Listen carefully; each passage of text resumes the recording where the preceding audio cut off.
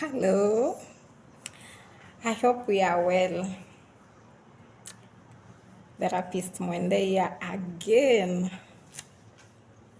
to talk about mental health issues, especially among the adolescents and youths. Yeah, so we are going to continue with our series about mental health, and today we are going to talk about academic pressure and stress now that the schools are finally open. We're going to talk about academic pressure and stress. So, what exactly is academic pressure? Yeah, what is academic pressure? Academic pressure is when school expectations feel too heavy, such that they start affecting how students think, feel, and behave. Too much expectation. And it's important to note that pressure can motivate, yeah? A little pressure can motivate. But when it's too much, becomes harmful. It's no longer helpful when it's too much. So, it happens when the school demands, yeah, the assignments, the deadlines, the coursework feel too heavy or overwhelming, such that a student is not able to handle the stress that comes with the pressure or the expectations. So, what is academic pressure? Academic pressure is the stress or expectations placed on students to perform well in school, especially in exams, assignments, and overall achievements.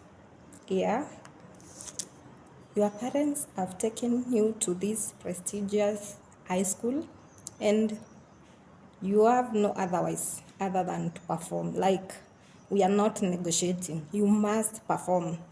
Your parents have taken you to this prestigious university, college, or polytechnic. My dear, you have no otherwise other than to perform, and not just perform better or well. So where does this academic pressure come from? Or what are the causes of this academic pressure? Yeah, number one, high expectations. Yeah, parents expecting high grades from their children. Like, you have to have high grades. We are not negotiating. High grades or nothing. Teachers demands. Teachers demands, like, there is this assignment, there is this exam, you must do it. We are not negotiating. And personal desire to succeed. You really want, you have this innate desire to succeed, like, I must succeed. I was brought to this high school, I was brought to this secondary school, I was brought to this college, university, polytechnic. I must succeed. It is either succeed or succeed. Fear of failure. Worrying about poor grades. Like, hey, I'm always worried about I might fail. If I fail, I'm not failing alone. I failed the whole family, the whole clan, the whole community, the whole society. Fear of failing and disappointing others, like parents, your family, your community. Another one is competition. Comparing yourself with your classmates. Like, so and so is always scoring an A in maths. We must compete.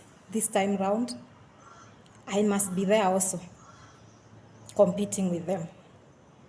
Comparing with your classmates and wanting to be the best. They had an A in biology, chemistry, physics, or geography. I must also be there. It's a do or die affair.